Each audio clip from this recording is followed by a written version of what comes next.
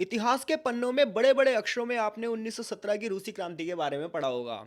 लेकिन क्या कभी आपके मन में ये प्रश्न उठा कि ये क्रांति रूस में ही क्यों हुई? ये यूरोप के किसी और देश में क्यों नहीं हुई? तो अगर आपके मन में ये प्रश्न उठा है और आपको इस प्रश्न का उत्तर अभी तक नहीं मिला है, तो इस प्रश्न का उत्तर आपको इस चैप्टर में मिलने वाला है। जी हाँ दोस्तों, मैं Vijay Tiwari the book society में सब्जेक्ट कोड BHIC 114 के चैप्टर नंबर 5 की चर्चा कर रहा हूँ। चैप्टर का नाम है समाजवादी विश्व और इस चैप्टर में हमें यही पढ़ाया जाएगा कि पहली समाजवादी क्रांति 1917 में रूस में ही क्यों हुई? और अगर ये क्रांति रूस में हुई तो क्या ये क्रांति सफल हुई? क्या इसके पॉजिटिव इम्पैक्ट ही रहे रूस पर या कुछ निगेटिव इम्पैक्ट्स भी थे? ये सारी चीज़ें हम इस चैप्टर में पढ़ने वाले हैं, यानी कि चैप्टर बहुत ज़्यादा इंटरेस्टिंग होने वाला है। अब तक का ये जो पहला चैप्टर होगा मेरे हिसाब से, जो इस किताब का इंटरेस्टिंग चैप्टर होगा। तो सबसे पहले हर चैप्टर की तरह इस चैप्टर में भी एक प्रस्तावना दी है और जो चैप्टर की शुरुआत हो रही है वो यहाँ से हो रही है कि पहली समाजवादी क्रांति रूस में ही क्यों हुई? तो देखो ये प्रश्न उठ ही क्यों रहा है, सबसे पहले इसी की चर्चा कर लो। तो कार्ल मार्क्स समाजवादी विचारधारा के प्रवर्तक माने जाते हैं और कार्ल मार्क्स ने अपने लेखन में कम्युनिस्ट मैनिफेस्टो में इस चीज़ की घोषणा करी थी कि एक दिन मजदूर वर्ग का इतना ज़्यादा शोषण होगा, परिणाम ये होगा कि ये मजदूर वर्ग अपने अधिकारों के लिए आवाज़ उठाएंगे और ऐसे में मजदूर वर्ग की क्रांति होगी जिसे साम्यवादी क्रांति का नाम दिया जाएगा। लेकिन कार्ल मार्क्स ने सिर्फ लिखा, उन्होंने इसके लिए कुछ ठोस कदम नहीं उठाए। लेकिन लेनिन ये कदम उठाएगा और लेनिन के इस कदम उठाने की वजह से ही 1917 में रूसी क्रांति होगी। लेकिन बात ये आती है कि कार्ल मार्क्स के लेखन के हिसाब से तो ये क्रांति ऐसी जगह पर होनी चाहिए थी जहां पर पूंजीवाद मैच्योर अवस्था में था। लेकिन ये क्रांति तो एक ऐसी जगह पर हुई जहां पर पूंजीवाद अभी नया नया था और पूंजीवाद इतनी तेज गति से विकसित हुआ ही नहीं था। क्योंकि अगर हम ब्रिटेन की बात करें, फ्रांस की बात करें, स्पेन की बात करें, इटली की बात करें, जर्मनी की बात करें, तो यहाँ पूंजीवाद तेज गति से विकास कर रहा है। और मार्क्स के हिसाब से पूंजीवादी व्यवस्था शोषणकारी व्यवस्था है और पूंजीवादी व्यवस्था अगर शोषणकारी व्यवस्था है तो मजदूर वहां पर क्रांति करेगा ना जहां पर उसका शोषण हो रहा है। तो रूस में क्रांति क्यों कर रहा है? इस प्रश्न का उत्तर आपको यहाँ मिलने वाला है। यानी कि जब आप यूरोप की अर्थव्यवस्था देखेंगे तो यूरोप की अर्थव्यवस्था में पहले सामंतवाद था, फिर पूंजीवाद आया।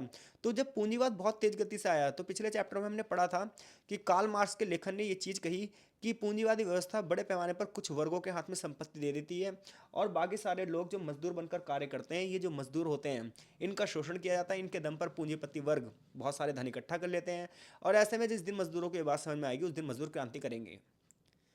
तो अब चलो जानते हैं, इतनी बात तो आपको समझ में आ गई। तो चलो अब जानते हैं कि रूस में ही रूसी क्रांति क्यों हुई। तो देखिए, रूस के समाज की बात करें तो वो थोड़ा सा पिछड़ा हुआ समाज था उस समय और अपने अंतिम दिनों में कार्ल मार्क्स ने ये बात भी कही थी।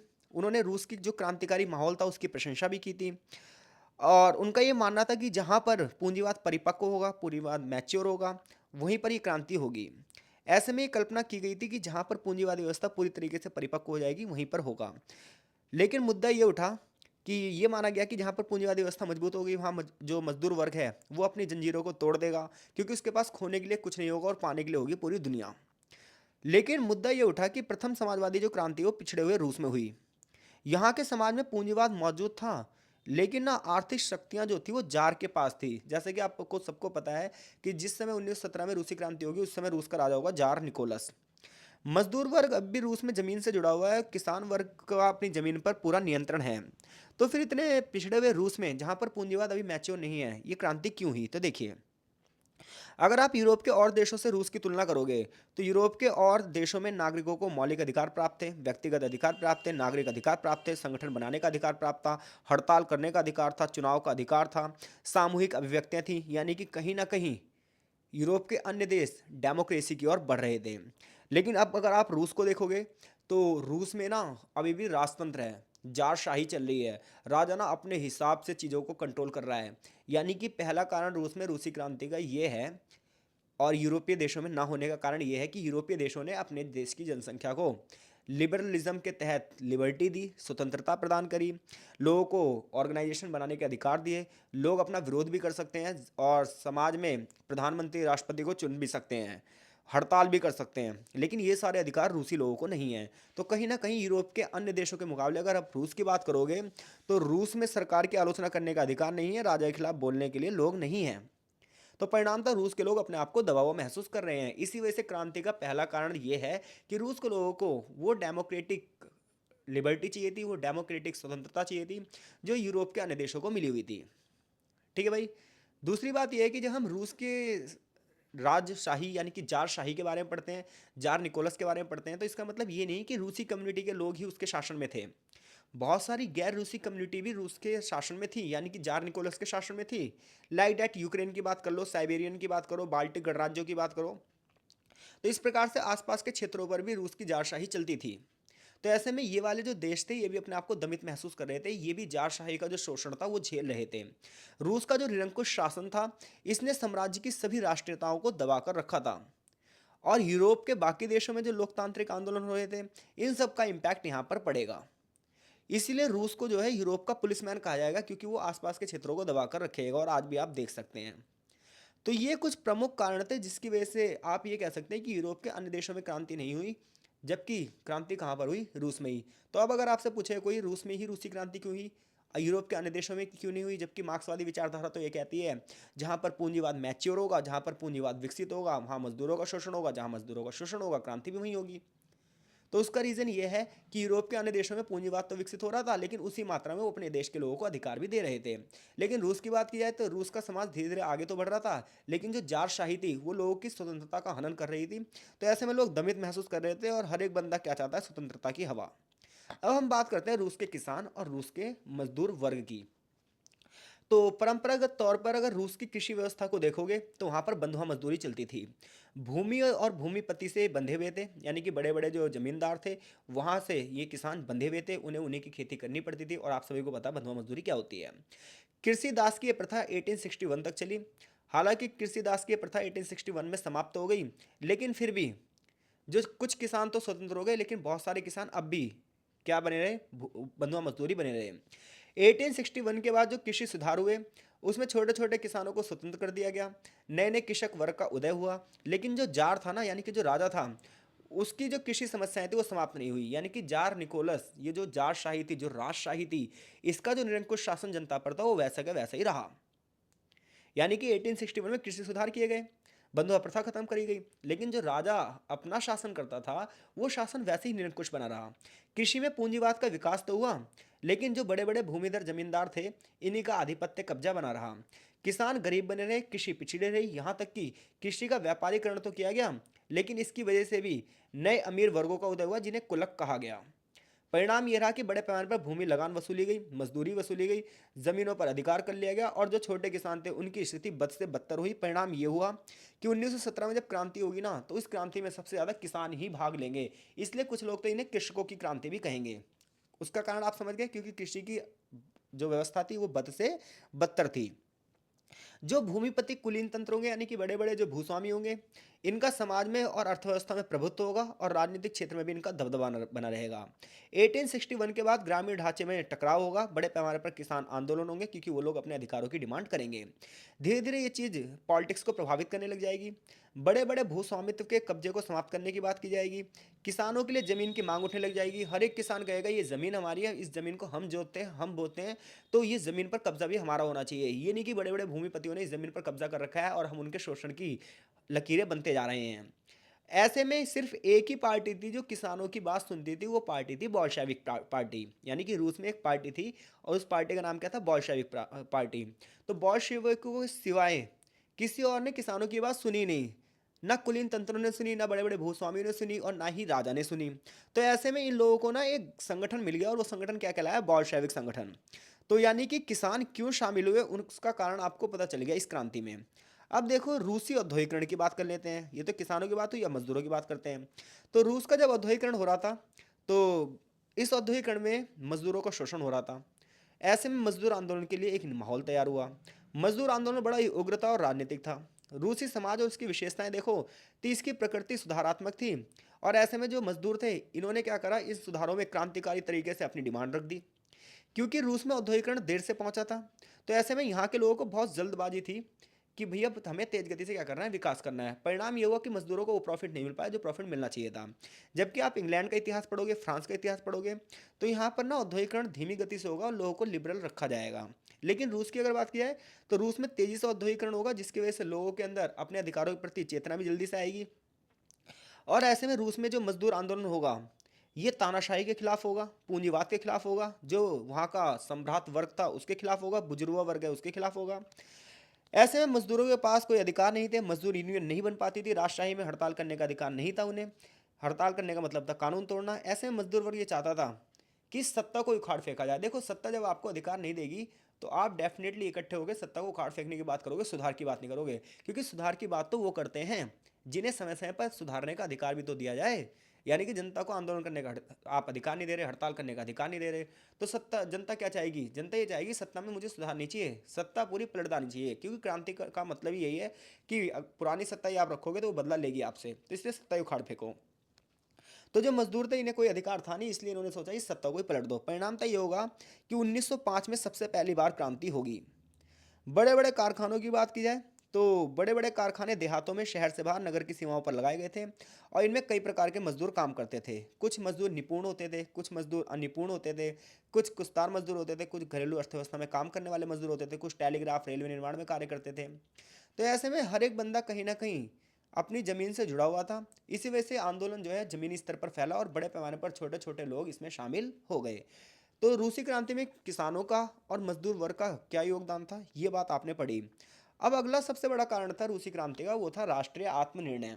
अभी तक हमने ये पढ़ा कि रूस में रूसी क्रांति क्यों हुई, उसमें किसान वर्ग ने क्यों भूमिका अदा करी, मजदूर वर्ग ने क्यों भूमिका अदा करी। अब हम बात कर रहे हैं राष्ट्रीय आत्मनिर्णय। देखो, आत्मनिर्णय का मतलब होता है अपने निर्णय स्वयं लेना। तो समाजवादी जो लोग थे, जो यहाँ के बॉल्शेविक लोग थे, ये जारशाही शासन से उत्पीड़न का शिकार थे। जो जारशाही में छोटे छोटे अन्य देश थे, ये भी स्वतंत्र होना चाहते थे, ये जार के चंगुल से आज़ाद होना चाहते थे, ये अपना डिसीजन खुद लेना चाहते थे। चाहे वो यूक्रेन की बात कर लो, चाहे वो बाल्टिक गणराज्यों की बात कर लो, चाहे आप मध्य एशिया की बात कर लो। इन लोगों को लगता था कि हमारे साथ भेदभाव हो रहा है, हम लोग अलग थलग हैं। जार निकोलस यानी कि जो राजा है, ये हमें आर्थिक व्यवस्था पर ध्यान नहीं देता, हमारी राजनीतिक व्यवस्था पर ध्यान नहीं देता। ऐसे में इन देशों को ये लग रहा था कि भैया जार की नीतियों की वजह से हम लोग आर्थिक दृष्टि से पिछड़े हुए हैं। तो ऐसे में ये लोग चाहते थे कि अपने डिसीजन खुद लें, अपने देश के विकास के लिए ये खुद ब खुद भूमिका अदा करें। ऐसे में ये सभी लोग जार के अगेंस्ट हो गए। अब हम बात करते हैं विचार और संगठन की। बिना विचारों की कभी क्रांति नहीं होती, ये बात ध्यान रखना। तो आरंभिक 20वीं शताब्दी में जो समाजवादी लोग थे, इन्होंने किसान के वर्ग हितों की बात करी, इसलिए किसान बड़े पैमाने पर इसमें जुड़े। ये लोग कुछ उदारवादी विचारधारा से भी प्रेरित थे। इसके अलावा ये यूरोपीय नमूने पर यहाँ पर भी पार्लियामेंट की स्थापना करना चाहते थे, डेमोक्रेसी की स्थापना करना चाहते थे, सोशल डेमोक्रेटिक तंत्र की स्थापना करना चाहते थे। इवन जो कार्ल मार्क्स का कम्युनिस्ट मैनिफेस्टो था, उस मैनिफेस्टो से भी बहुत ज़्यादा लोग प्रभावित थे। तो यहाँ के जो बुद्धिजीवी वर्ग था, यानी कि यहाँ के जो सुधारवादी लोग थे, ये मार्क्स की विचारधारा से बहुत ज़्यादा प्रेरित थे। क्योंकि इनका मानना था कि ये एक नई व्यवस्था है जिसके माध्यम से सभी लोगों को राइट टू इक्वलिटी मिलेगी, सभी लोगों को समानता मिलेगी, जो उनकी ज़मीनें छीन ली गई वो ज़मीनें सबको मिल जाएंगी, सब लोगों का संसाधनों पर बराबर बराबर नियंत्रण होगा। परिणामतः एक बहुत बड़ा वर्ग धीरे धीरे इकट्ठा होता ही जा रहा था।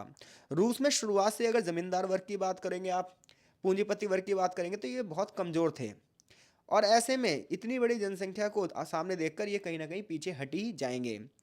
ऐसे में इनको जो नेतृत्व देगा, जो लीडरशिप देगा, वो बंदा होगा लेनिन। लेनिन बॉल्शेविक पार्टी का नेता बनेगा।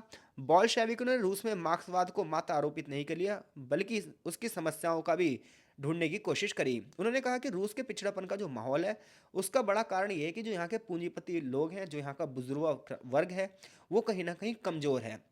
ऐसे में हम लोगों को क्रांति लाकर पूरी पूरी सत्ता पलटनी पड़ेगी और ये ढुलमुल तरीके से बिल्कुल भी नहीं होगा। ये हमें एक मजबूत तरीके से करना होगा। ऐसे जोशीले भाषण दे रहा है कौन? लेनिन। मजदूर आंदोलन का सामना कर रहा बुजुर्ग वर्ग फ्रांसीसी और अंग्रेजी बुजुर्ग वर्ग की भूमिका में दोहरा नहीं सकता था। यानी कि जब आप ब्रिटेन को पढ़ोगे, फ्रांस को पढ़ोगे, तो आपको पता चलेगा वहाँ का पूंजीपति वर्ग जो है वो मजबूत है, उसकी शासन व्यवस्था में भी हिस्सेदारी है। लेकिन आप जो रूस की बात करोगे, तो रूस में तो जारशाही थी, तो जारशाही की वजह से जो बुजुर्ग वर्ग था वो सिर्फ और सिर्फ टैक्स देने लायक ही रह गया था। परिणाम तो ये हुआ कि यहाँ, और सबसे बड़ी बात यह है कि यहाँ की जो अर्थव्यवस्था थी वो कृषि आधारित व्यवस्था थी। तो ऐसे में किसानों का मजदूर वर्ग, किसानों का व्यापारिक वर्ग से कोई लेना देना भी नहीं था। तो यहाँ से दो क्वेश्चन बनते हैं अब तक कि रूस के राजनीतिक ढांचे की बात बताइए कि वो किस प्रकार से यूरोपीय देशों से अलग था। तो आप बताओगे कि वहाँ के लोगों को अधिकार थे, यहाँ के लोगों को अधिकार नहीं थे, यहाँ जारशाही थी, किस प्रकार से बाल्टिक गणराज्यों पर और मध्य एशियाई गणराज्यों पर दबदबा था, ये सारी चीज़ें आप यहाँ बताओगे। और रूस में विभिन्न राजनीतिक समूहों पर 5 पंक्तियाँ लिखो, तो आप यहाँ पर किसानों के बारे में, मजदूरों के बारे में, बॉल्शेविक पार्टियों के बारे में लिखोगे। आई होप से यहाँ तक चीज़ें समझ में आ गई। यानी कि हमने अब तक क्वेश्चन ये पढ़ा है, रूस में ही रूसी क्रांति क्यों हुई और उसके क्या कारण रहे हैं। तो उसमें हमने रूस में ही रूसी क्रांति के कारण पढ़े। फिर हमने किसानों की भूमिका, मजदूर वर्ग की भूमिका, लेनिन की भूमिका, बोल्शेविकों की भूमिका, ये सारी चीज़ें हमने पढ़ ली। अब आगे बात ये आती है कि जब रूस में रूसी क्रांति हो गई, तो क्या ये एकदम से हो गई? क्या ये एक दिन में हो गई? या इसमें कुछ समय लगा? तो देखिए, हम क्रांति के चरणों की बात करते हैं तो यहाँ पर हमें यह पता चलता है कि ये क्रांति एकदम से नहीं हुई। जो आप पढ़ लेते हो अक्टूबर 1917 में रूसी क्रांति हुई और रूस में तख्ता पलट हो गया, ये चीज़ें एकदम से नहीं हुई हैं। क्रांति 3 चरणों में हुई है और इसे पूरा होने में 12 साल लगे हैं। ये रातों-रात हुई घटना नहीं थी। तो रूसी क्रांति 3 अलग-अलग स्टेप में हुई, जिसे पूरा करने में 12 साल लगे। प्रथम चरण के दौरान जो रूस की संसद थी ड्यूमा, इसका निर्माण हुआ। 1917 की फरवरी में क्रांति को दूसरा चरण माना जाता है। देखो, 1905 में पहला चरण होता है, फरवरी 1917 में दूसरा चरण होता है, जिसमें राजशाही को हटा दिया जाएगा, जारशाही को हटा दिया जाएगा और एक टेम्परेरी सरकार की स्थापना की जाएगी। और अक्टूबर 1917 में क्रांति का तीसरा और अंतिम चरण होगा, जिसमें जार के शासन को उखाड़ फेंका जाएगा। अब इन तीनों चरणों की विस्तार से चर्चा की जाएगी। तो क्रांति का पहला चरण जो शुरू होता है वो शुरू होता है 9 जनवरी 1905 को। 9 जनवरी 1905 को मजदूर शांतिपूर्ण तरीके से प्रदर्शन कर रहे थे। तभी सेना को आदेश दे दिया जाएगा जार के द्वारा कि उन पर वो गोली चला दें। मजदूर इससे भड़क जाएंगे। 1905 में पहली बार राजतंत्र के खिलाफ इतना बड़ा विरोध होगा। ये पहली बार होगा कि निरंकुश राजा के खिलाफ लोग बाग आक्रमण कर देंगे। बड़े पैमाने पर लोग मारे जाएंगे। इसे ही इतिहास में खूनी रविवार के नाम से जाना जाएगा। मजदूर और किसान जनतांत्रिक गणतंत्र की मांग करने लगे। उन्होंने कहा हमें नहीं चाहिए ऐसा निरंकुश राजतंत्र। उन्होंने किसानों, मजदूरों और सैनिकों की निर्वाचित सभाओं की बात करी और इसे ही प्रथम सोवियत के नाम से जाना जाता है। इसे प्रथम बोल्शेविक संस्थान के नाम से जाना जाता है। बाद में लेनिन ने इस क्रांतिकारी शक्ति को और ज़्यादा आगे बढ़ाया। अंततः क्रांति के बाद राज्य का जो निर्माण का आधार बना उसी को नाम दिया गया सोवियत रूस। यानी कि सोवियत जो क्रांति हुई है उसका पहला चरण 1905 में शुरू होता है, जब मजदूर वर्ग शांतिपूर्ण रूप से प्रदर्शन करेंगे, सेना उन पर गोलीबारी करेगी, बहुत सारे लोग मारे जाएंगे, मजदूर भड़क उठेगा। इसे खूनी रविवार के नाम से इतिहास में जाना जाता है। परिणामतः लोग बाग इकट्ठे हो जाएंगे और वो कहेंगे हमें इस जारशाही को पूरी तरीके से हटा देना है। अब भैया लेकिन ना इस बड़ी घटना के बाद ना 12 साल तक ना कुछ चीज़ें होंगी नहीं, क्योंकि इस घटना के बाद ये चीज़ तो पक्का हो गई कि ना छोटे मोटे स्तर पर आंदोलन करके आप ना रूस की जारशाही को उखाड़ नहीं सकते। तो ऐसे में आपको बड़े पैमाने पर जनता की लामबंदी करनी पड़ेगी, एक बहुत बड़े जनसमूह को इकट्ठा करना पड़ेगा और तभी आप कुछ कर सकते हो। तो ये मामला उठा 1917 में, जब ना फर्स्ट वर्ल्ड वॉर चल रहा था। तो फर्स्ट वर्ल्ड वॉर में ना रूस में अर्थव्यवस्था बिल्कुल डामाडोल हो गई थी। सैनिक बहुत सारे मर चुके थे, महिलाओं को कारखानों में काम करना पड़ रहा था, आटे की किल्लत हो गई थी, पाव पाव के रोट बहुत ज़्यादा बढ़ चुके थे, यानी कि महंगाई बहुत तेज गति से बढ़ रही थी। तो 1917 में फरवरी में क्या होता है, ये दूसरा माहौल शुरू होता है जब एक जगह है पेट्रोगार्ड, यहाँ पर जो महिलाएं हैं मजदूरों के रोटी की कमी को लेकर प्रदर्शन करती हैं। इस प्रदर्शन में शुरुआत में फिर से सैनिकों को आदेश दिया जाता है कि उन महिलाओं पर गोली चलाएं, लेकिन आगे चलकर सैनिक गोली चलाने से मना कर देते हैं और वो सैनिक खुद इन महिलाओं के साथ हो जाते हैं। परिणामतः समाज के सभी वर्ग हड़ताल कर देते हैं। किसान भी आंदोलित हो उठते हैं। सेना के क्रांतिकारी कदम से निरंकुश एक तंत्र हो जाता है। परिणामतः यह रहता है कि निरंकुश शासन को यानी कि जार को अपनी सत्ता से उठना पड़ता है।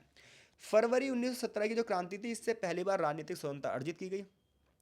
मौलिक अधिकारों की बात की गई, नागरिक अधिकारों की बात की गई, हजारों छोटे छोटे संगठनों की स्थापना की गई, कारखानों, बैरक, गांव गलियों में सैकड़ों हजारों पैम्फलेट बांटे गए, कारखाना कमेटी, ग्रामीण कमेटी, सैनिक समूह की स्थापना हुई, बड़े बड़े मंचों के माध्यम से लोगों को अवेयर किया गया, लोगों को क्रांति के बारे में बताया गया, लोगों को रूल और रेगुलेशन के बारे में बताया गया, जगह जगह सोवियत चुनाव हुआ और फिर फाइनली सोवियत स्थापना करने की बात की गई। लेकिन मुद्दा आगे और बढ़ गया, अस्थायी गवर्नमेंट बन गई। मजदूर अभी शुरुआत ही कर रहे थे कि फरवरी क्रांति के बाद नया शासन फिर से अंतर्विरोध हो चुका। किसान निराश थे, उन्हें जमीन नहीं मिली। मजदूर वर्ग और सैनिक निराश थे क्योंकि युद्ध अभी भी जारी था। हड़ताल हुए, प्रदर्शन हुए, किसानों ने जमीन पर कब्जा कर लिया, भोजन की कमी बढ़ रही थी, मूल्य वृद्धि हो रही थी बड़े पैमाने पर। युद्ध समाप्त ना होने से सैनिकों को घोर निराशा हुई। वो भी भूमि वितरण में हिस्सा लेना चाहते थे। यानी कि देखा जाए तो रूस का हर क्लास का वर्ग, हर क्लास का बंदा क्या था, निराश था। ऐसे में अक्टूबर 1917 में मुद्दा उठेगा और जो बोल्शेविक पार्टी यानी कि जो लेनिन है, ये 4 मुद्दे उठा देगा, 4-5 मुद्दे। ये पता क्या कहेगा, किसानों के लिए मुझे जमीन चाहिए, युद्ध को तुरंत बंद कर दो, उद्योगों पर मजदूरों का कंट्रोल होना चाहिए और आत्मनिर्णय का अधिकार बाकी सारे देशों को मिलना चाहिए और हर एक बंदे को रोटी यानी कि ब्रेड मिलनी चाहिए। शांति, भूमि, रोटी और लोकतंत्र, ये उस समय की तत्कालिक मांगें बन गई। सभी जन संगठनों में जो बोल्शेविक पार्टी थी, ये सबसे ज़्यादा लोकप्रिय पार्टी बन गई क्योंकि ज़्यादातर मजदूर, ज़्यादातर सैनिक, ज़्यादातर किसान सब इनके पक्ष में थे। परिणाम था 1917 में तख्तापलट होता है और बोल्शेविकों की सत्ता रूस में आ जाती है। इसी को हम अक्टूबर क्रांति, रूसी क्रांति, बोल्शेविक क्रांति, लेनिन क्रांति के नाम से जानते हैं। अगर आपको इसके बारे में ज़्यादा पढ़ना है तो एक किताब है 10 days dash shook the world. ये किताब लिखी है जॉन रीड ने। ये किताब अमेरिकी पत्रकार जॉन रीड ने लिखी जिसमें 1917 की अक्टूबर क्रांति का बहुत ही सजीव चित्रण किया गया है। तो अब तक हम ये पढ़ चुके हैं कि रूस में रूसी क्रांति क्यों हुई, उसके कारण क्या थे और क्रांति एक चरण में नहीं बल्कि 3 चरणों में हुई है। अब ये बात आती है क्या रूस में समाजवाद की स्थापना हो पाएगी, और अगर रूस में समाजवाद की स्थापना हो जाएगी तो क्या वो बहुत ईजिली हो जाएगी, या फिर ये समाजवाद यूं ही आसानी से स्थापित नहीं होगा। रूसी समाजवाद के सामने क्या क्या चुनौतियाँ होंगी, ये बात हम पढ़ेंगे इस चैप्टर के पार्ट 2 में। तो मिलते हैं आपसे इस चैप्टर के पार्ट 2 में। तब तक के लिए आपका बहुत बहुत धन्यवाद। चीज़ें आपको समझ में आ रही हैं या नहीं आ रही हैं, ये हमें कमेंट बॉक्स में प्रतिक्रिया करके अपनी बताइए।